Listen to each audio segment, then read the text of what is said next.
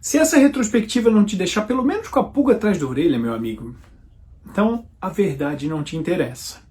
Em 2014 é preso o doleiro Alberto Youssef na Operação Lava Jato e começa a delatar as entranhas do maior esquema de corrupção da história, não do Brasil, do planeta. Em 2015 são presos na Lava Jato Nestor Cerveró, João Vacari Neto, Marcelo Odebrecht. Em 2016 presos Antônio Palocci, Guido Mantega, Eduardo Cunha, Sérgio Cabral. Nesse mesmo ano, impeachment da presidente Dilma. Em 2017, auge da Operação Lava Jato, presos Eike Batista, José Dirceu, Lula, 6 bilhões de reais recuperados até então.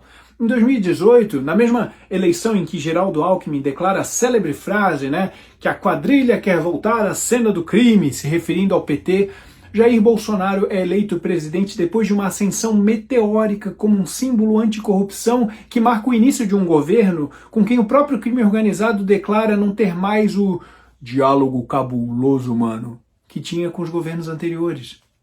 2019, José Dirceu é solto. E Lula também deixa a prisão por decisão do STF. 2020, uma série de decisões do STF enfraquecem a Lava Jato.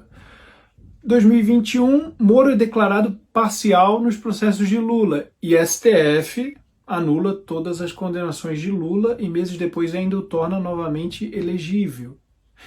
Em 2022, Geraldo Alckmin torna-se vice na chapa do partido que 4 anos antes ele mesmo declarou ser a quadrilha tentando voltar à cena do crime.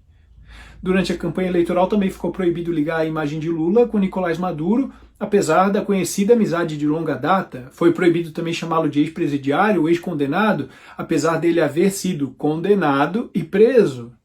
E jornais e emissoras foram censurados ou multados por suas críticas a Lula. Todas as decisões tomadas pelo TSE, presidido por um ministro do STF. E o homem que poucos anos antes estava preso por corrupção venceu a eleição. 2023 começa com a prisão de centenas de manifestantes por tentativa de um golpe sem armas, sem exército, em uma invasão a instituições vazias. Deltan Dallagnol, ex-coordenador da Lava Jato, tem seu mandato cassado como deputado federal.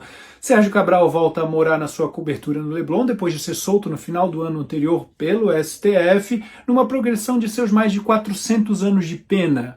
Nesse mesmo ano, o STF também anula a condenação de Eduardo Cunha por corrupção passiva e lavagem de dinheiro, enquanto Bolsonaro se torna inelegível por se reunir com embaixadores, também pelo STF. 2024, STF anulou todas as condenações de José Dirceu e todos os atos da Lava Jato contra o Marcelo Odebrecht. 2025, Marcelo Bretas, também ex-juiz da Lava Jato, sofre a mais severa punição para um juiz, aposentadoria compulsória, e STF anula todas as condenações de Antônio Palocci, zeradinho. E ainda em 2025, o STF determina a Bolsonaro uso de tornozeleira eletrônica e proíbe a sua utilização de redes sociais, entre outras medidas, pelo golpe que nunca aconteceu.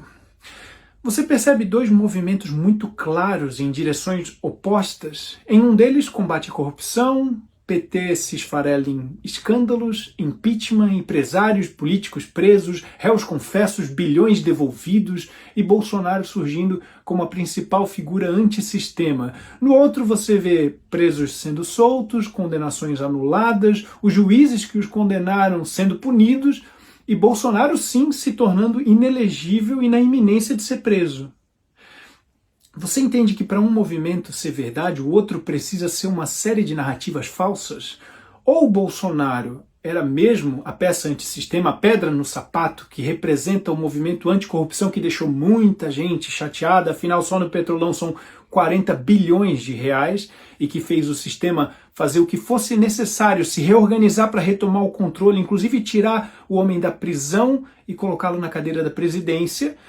Ou esses pobres políticos, empresários, empreiteiras, Partido dos Trabalhadores foram todos injustiçados, tiveram suas condenações anuladas porque eram perseguidos políticos. Ninguém roubou a Petrobras e Bolsonaro sim é que fez parte do sistema corrupto que começou a operar há poucos anos, tentando incriminar esses pobres inocentes, prejudicando o Brasil que vinha funcionando às mil maravilhas antes do Bolsonaro aparecer, não é mesmo? Se gostou do conteúdo, me segue em @paulosouza.oficial para ajudar meu trabalho a crescer.